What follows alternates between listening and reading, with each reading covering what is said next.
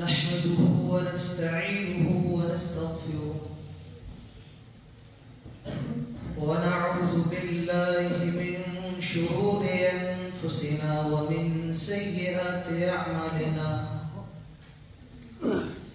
من يهده الله فلا مضل له ومن يضلل فلا هادي له وأشهد أن لا إله إلا الله وحده لا شريك له وأشهد أن محمدا عبده ورسوله يا أيها الذين آمنوا اتقوا الله حق تقاته ولا تموتن إلا وأنتم مسلمون يا أيها الناس اتقوا ربكم الذي خلقكم من نفس واحدة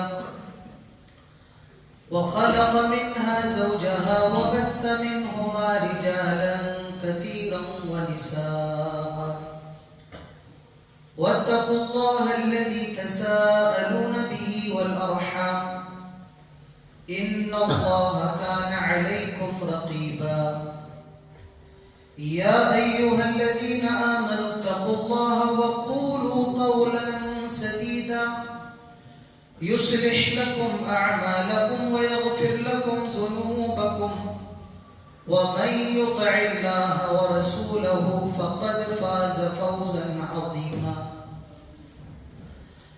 أما بعد فإن خير الحديث كتاب الله وخير الهدي هدي محمد صلى الله عليه وسلم وشر الأمور محدثاتها وكل محدثة بدعة وكل بدعة ضلالة وكل ضلالة في النار قال الله تعالى في القرآن الحكيم أعوذ بالله من الشيطان الرجيم بسم الله الرحمن الرحيم وأن المساجد لله فلا تدعوا مع الله أحدا وقال النبي صلى الله عليه وسلم من بنى مسجدا لله بنى الله له بيتا في الجنة رب اشرح لي صدري ويسر لي أمري واحلل عقدة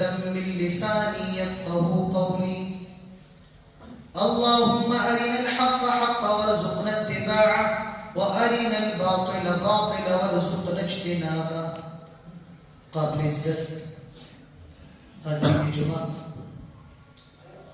بزرگوں، نوجوان دوستوں، پردہ نشین عزت دار اسلامی ماؤں اور بہنوں اور پیارے بچوں، سب سے پہلے ہر قسم کی تعریف و توصیف، کبریائی اور بڑائی، عزت و بزرگی صرف اور صرف اللہ رب العالمین کے لیے لائق اور زیبا ہے، جس نے ہم سب کو انسان بنایا اور انسان بنانے کے بعد سب سے بڑا احسان یہ کیا کہ ہم سب کو مسلمان بنایا۔ درود و سلام تمام نبیوں پر، تمام رسولوں پر، اور بالخصوص ہمارے اور آپ کے پیارے نبی، آخری نبی، محبوب نبی، ہم سب کے دلوں کی بہار جناب محمد رسول اللہ صلی اللہ علیہ وسلم پر، اللہم صلی وسلم مبارک علیہ۔ سب سے پہلے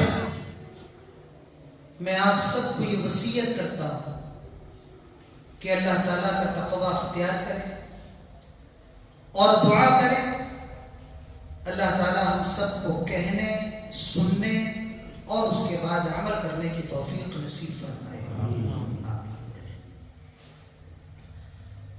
آج میں جس موضوع پر کچھ گفتگو کرنا چاہتا ہوں وہ موضوع ایک جگہ کے تعلق سے ہے، اور اس جگہ کا تعلق، اس جگہ کا کنیکشن ہماری ایمان سے۔ آپ اس لائن کو دوبارہ سنیے، میں جس چیز کا ذکر کروں گا اس کا تعلق ایک جگہ سے ہے،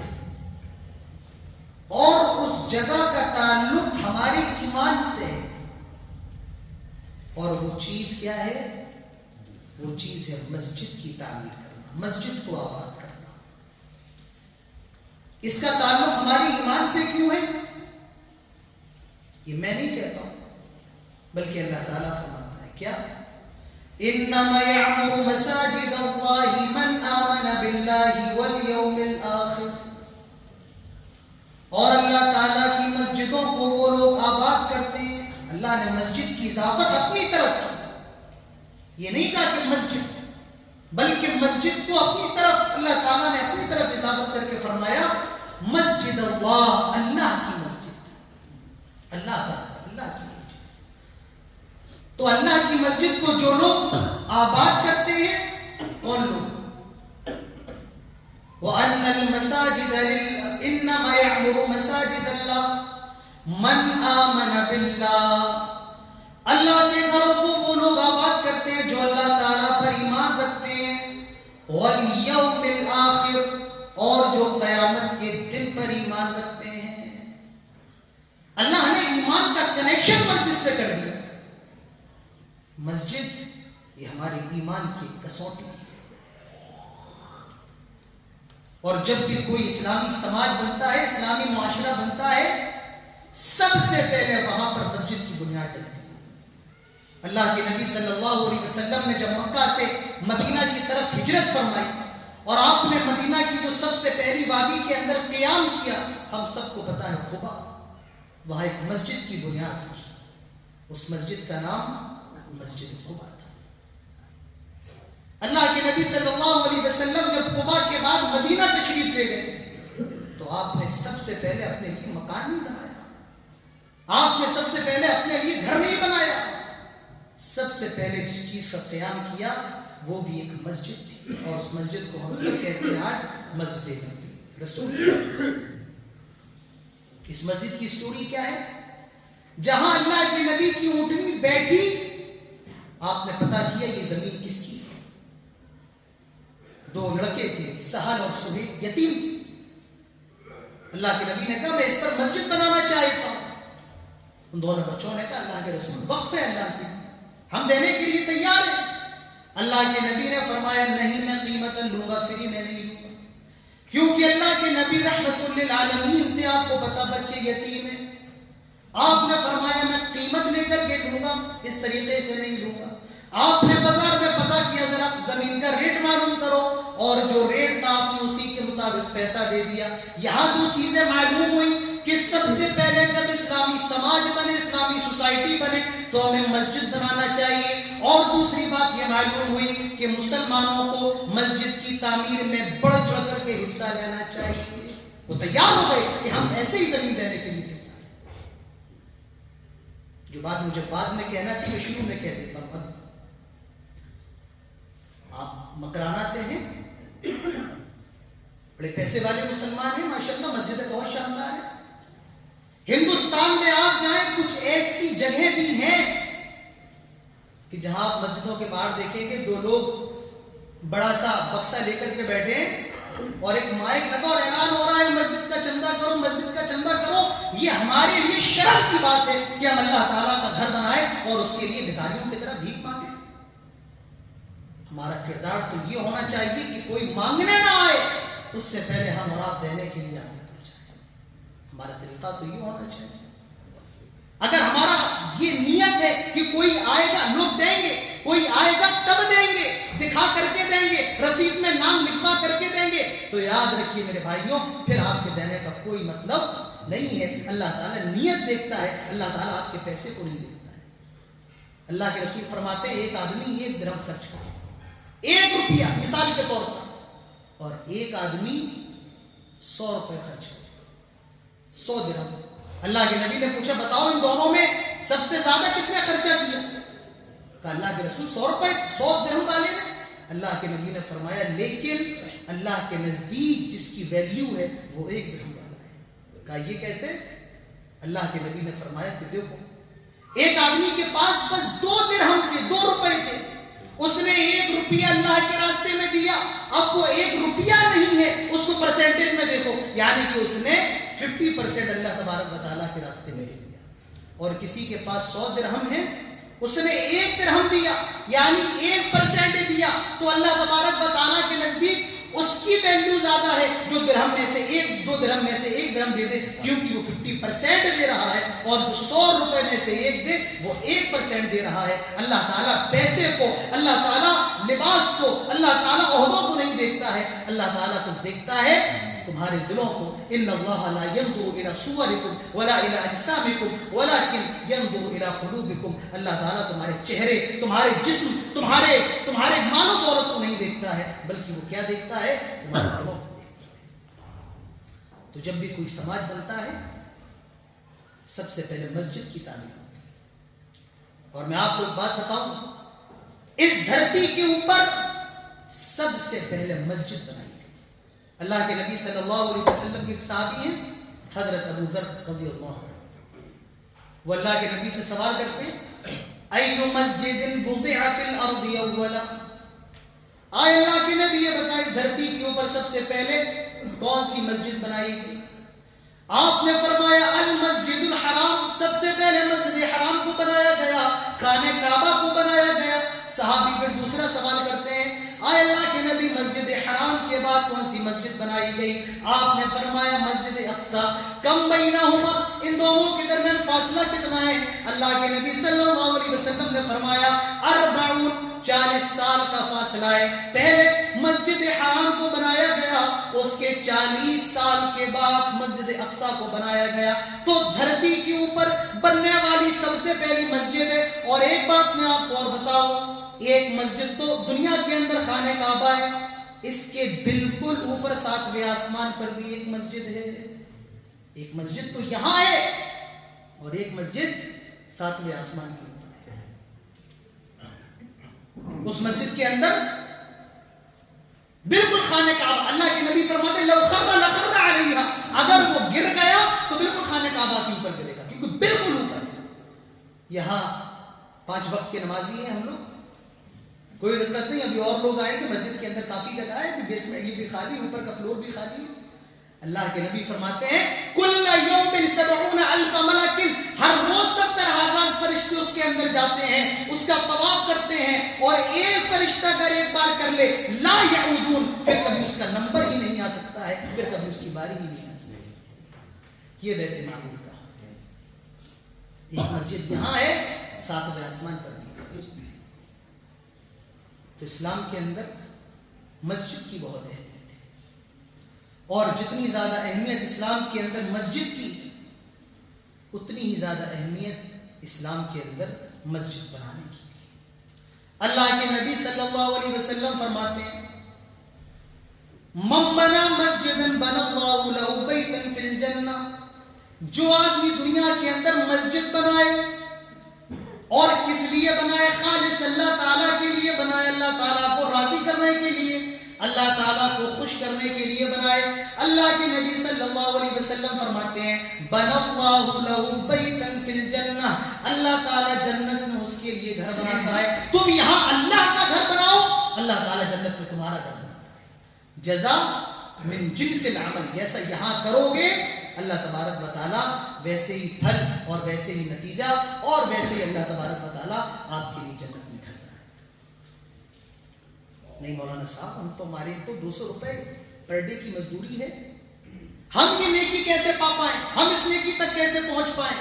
میرے بھائی میں نے شروع میں کہا ہے، اللہ تعالیٰ کو آپ کی دولت، آپ کا پیسہ، آپ کتنے امیر ہیں، اللہ کی نظر میں کسی چیز کی قدر ہے تو آپ کی نیت کی ہے۔ اللہ کے نبی نے ایک دوسری حدیث میں فرمایا من بنا مسجدا کمفحص قطع بنا اللہ لہ بیتا فی الجنہ، جو آدمی پرندے کے گھونسلے کے برابر بھی مسجد بناتا ہے، اللہ تبارک و تعالیٰ جنت میں اس کے لیے کرتا ہے۔ پرندے کا گھونسلہ کتنا بڑا ہوتا ہے؟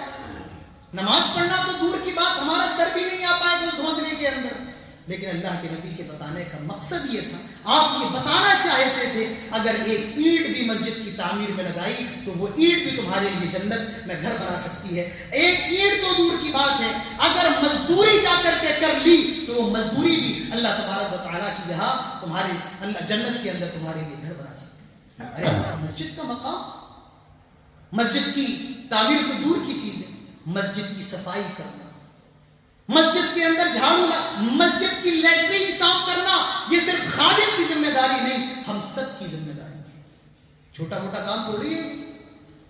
اللہ کے نبی صلی اللہ علیہ وسلم نے صحابہ سے پوچھا، مجھے وہ عورت نظر نہیں آ رہی ہے جو مسجد نبی کے اندر جھاڑو لگایا کرتی تھی۔ صحابہ نے فرمایا اللہ کے نبی کو تو مر چکی، اس کا انتقال ہو چکا ہے۔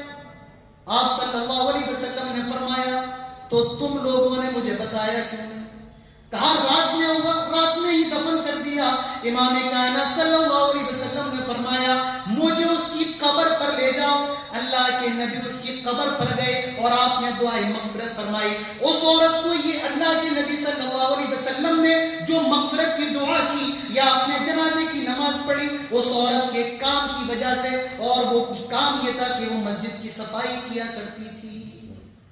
تو مسجد کی صفائی کرنا بھی کوئی چھوٹا موٹا کام نہیں۔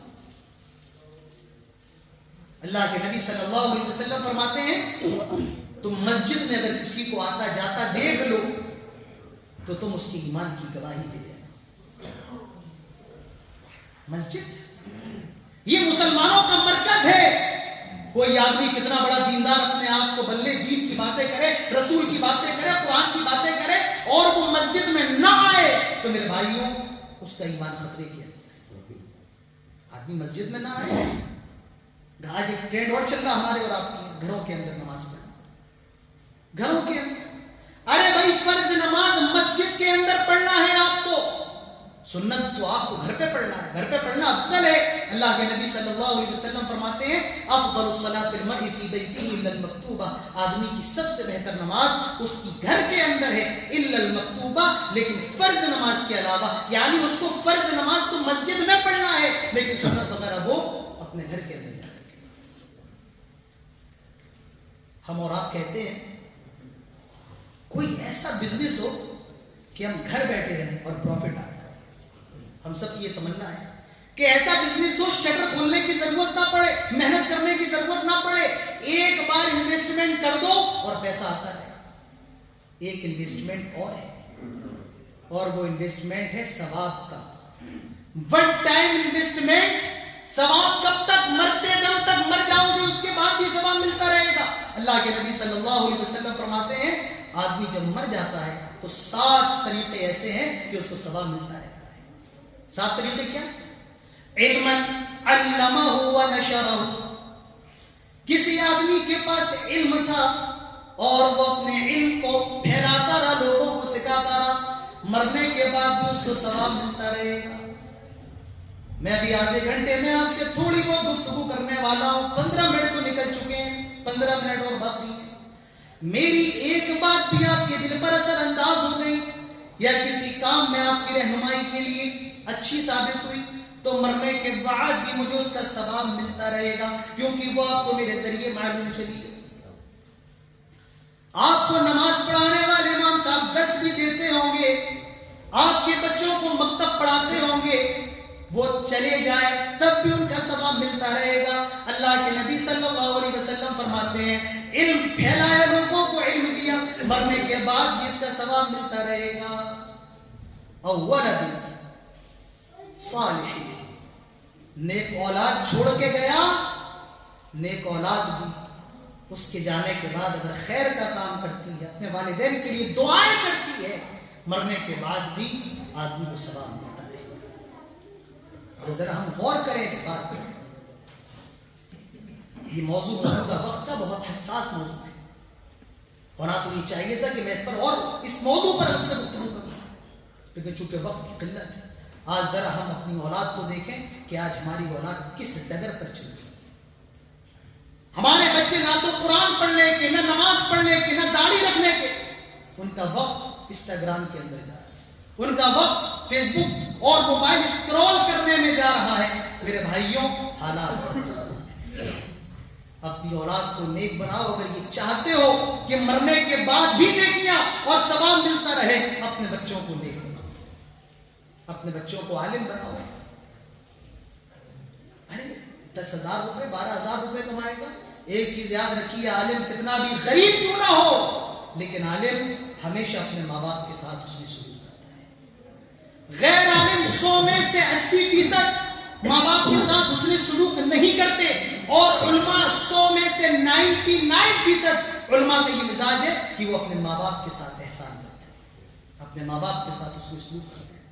اور میں کہتا ہوں کتنا بغیرت ہے ایسا ڈاکٹر، کتنا بغیرت ہے ایسا انجینئر، کتنا بغیرت ہے ایسا بزنس مین کہ اس کے مرنے کے بعد بھی اس کا بچہ اس کے لیے دعائیں مغفرت نہ کرتا ہے۔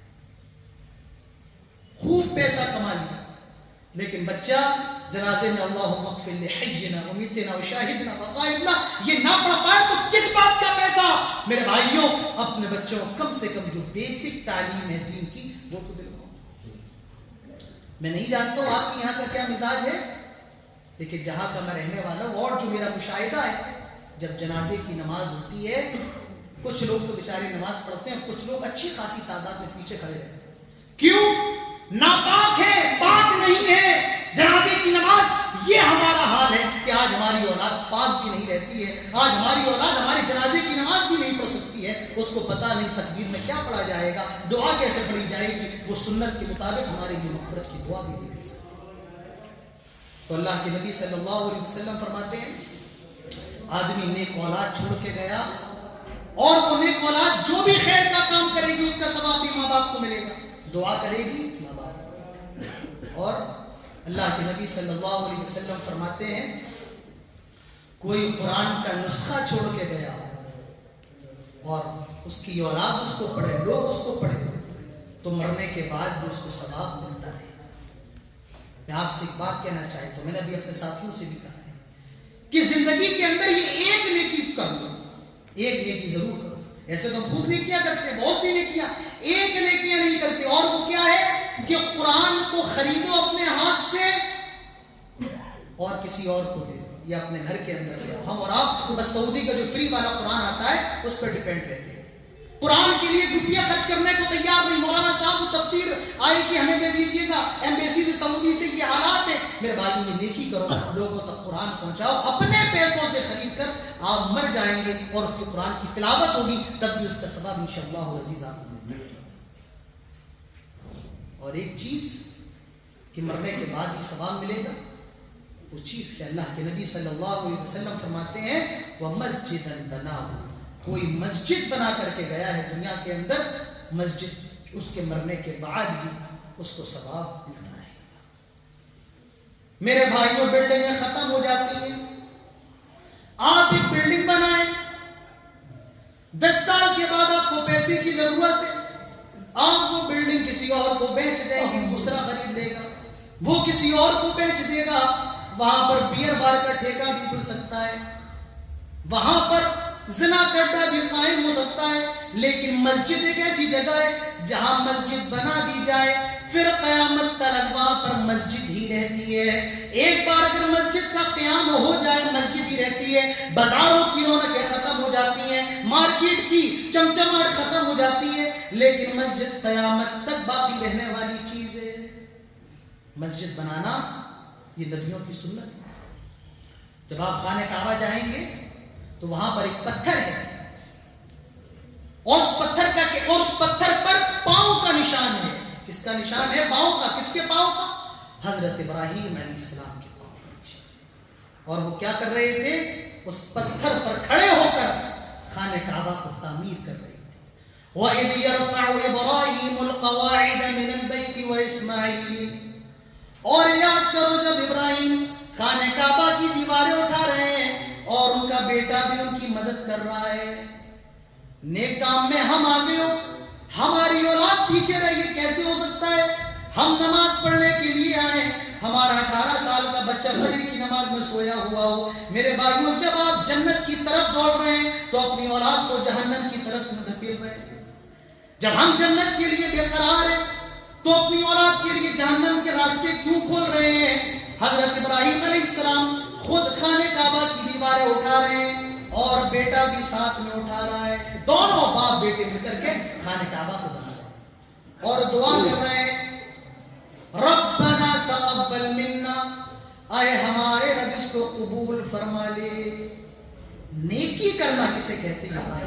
نیکی بھی کر رہے ہیں اور ڈر بھی رہے ہیں۔ کیا کہہ رہے ہیں؟ اللہ میرے اس کام کو قبول فرما۔ معلوم یہ چلا کہ نیکی کرنا جتنا اہم ہے اتنا ہی اہم ہے اپنی نیکیوں کو بچا کے رکھنا. نیکی کرنا جتنا ضروری ہے آپ کی نیکیاں قبول ہو جائیں یہ اس سے بھی زیادہ ضروری ہے. تو نیکیاں کریں اور اللہ سے دعا بھی کریں اللہ تبارک و تعالی میری اس نیکی کو قبول فرمائے.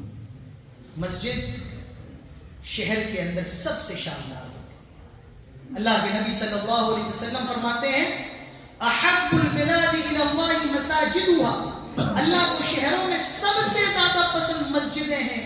وابغض البلاد الى اللہ اسواقها. اور شہروں میں اللہ تعالیٰ کو سب سے ناپسند بازار ہیں. کیوں؟ بازار کے اندر جھوٹ ہوتا ہے. کیوں؟ بازار کے اندر فریب ہوتا ہے. بازار کے اندر دھوکہ دیا جاتا ہے. اور مسجد کے اندر اللہ کی بات ہوتی ہے. مسجد کے اندر سنت کی بات ہوتی ہے. مسجد کے اندر پاکی کی بات ہوتی ہے. اللہ کو سب سے زیادہ محبوب مسجدیں ہیں اور اللہ کو سب سے زیادہ ناپسند مارکیٹ ہے. اسی لیے اللہ کے نبی صلی اللہ علیہ وسلم فرماتے ہیں کوئی آدمی کچی پیاز کچا لہسن کھائے ہماری مسجد کے قریب آئے, دور رہے ہماری مسجد سے. ارے مسجد تو وہ جگہ ہے جہاں خرید و فروخت کرنا بھی درست نہیں. بہت سے لوگ آتے ہیں ادھر کا کام کرنے, وہ مسجد میں ادھر کی پیٹی کھول کے بیٹھ جاتے ہیں. ادھر لوگ خرید رہے ہیں, آپ کو ادھر بیچنا مسجد سے باہر بیچیے, لیکن مسجد کے اندر ادھر کوئی بھی کام خرید و فروخت کرنا, بزنس کرنا یہ مسجد کے اندر جائز نہیں. یہ مسجد کے آداب, مسجد کے اندر چیخنا, مسجد کے اندر چلانا.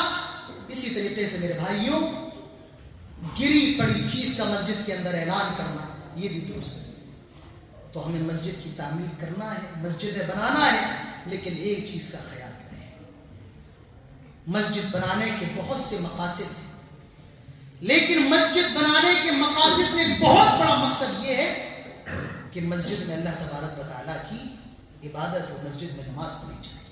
آپ مسجد تو بہت بڑی بنا لیں اور مسجد کے اندر نمازی نہ ہو. آپ کی مسجد بہت شاندار لیکن فجر میں 3-4 لوگ ہوں. مسجد بنانا بڑی بات ہے, مسجد کو آباد کرنا بڑی بات ہے.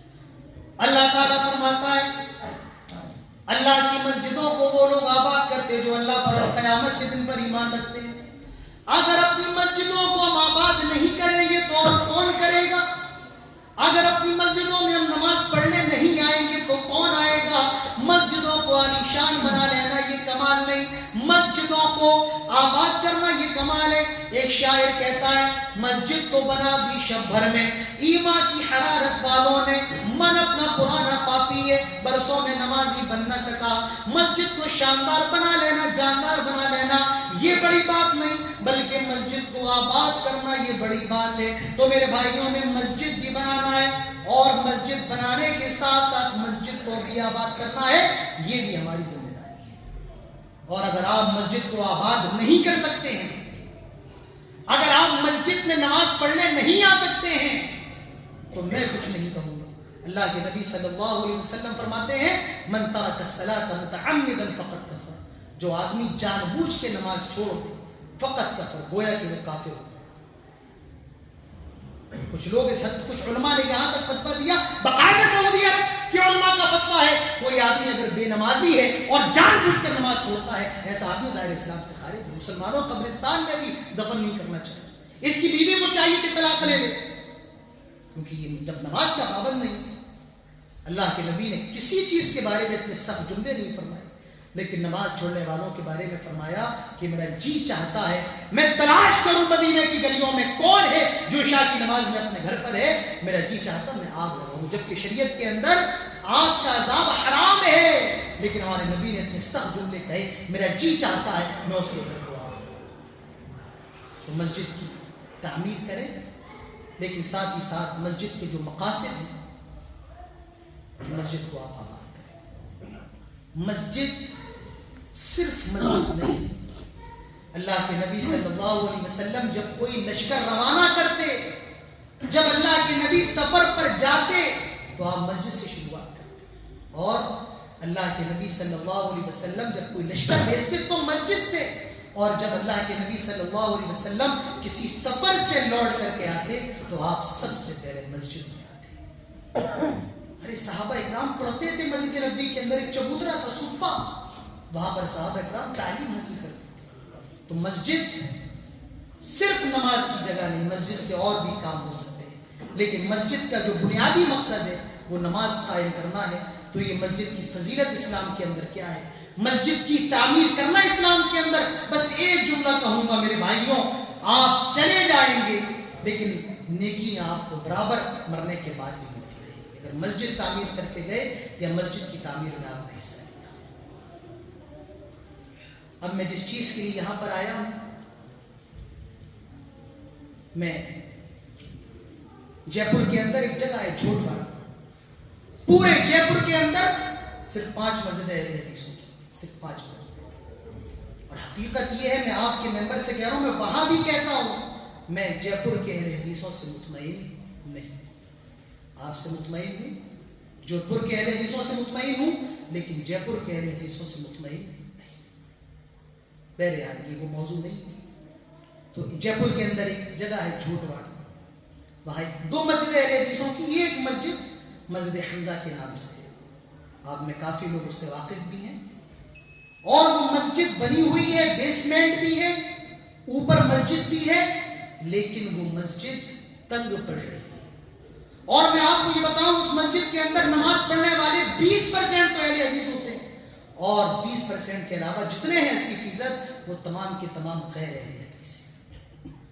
مسجد اتنی تنگ کہ روڈ پر مصلی بچھانا پڑتے ہیں اور وہاں پر وہ نماز پڑھتے ہیں، لیکن مسجد کی کمیٹی نے مسجد کی تعمیر کا کام شروع کیا ہے۔ 3 منزل مسجد کے اوپر اور بنائی جا رہی ہے، 1 منزل کمپلیٹ ہے، 2 منزل اور اوپر بنائی جائیں گی، اور تقریباً جو خرچہ ہے وہ تقریباً 80 لاکھ کے آس پاس کا ہے۔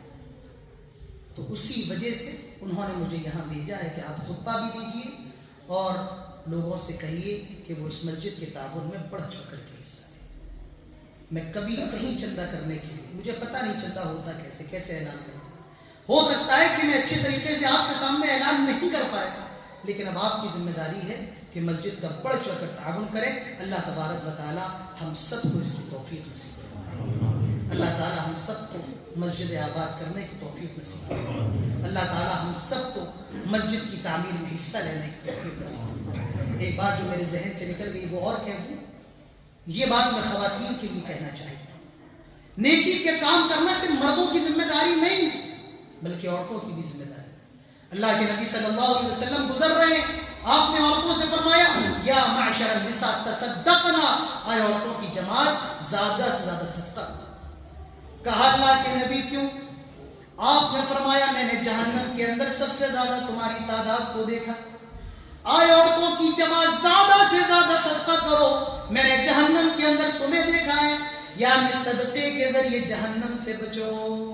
تو اللہ کے نبی نے خواتین کے لیے راستہ بتایا، اور وہ راستہ یہ کہ صدقے کے ذریعے بچا جائے۔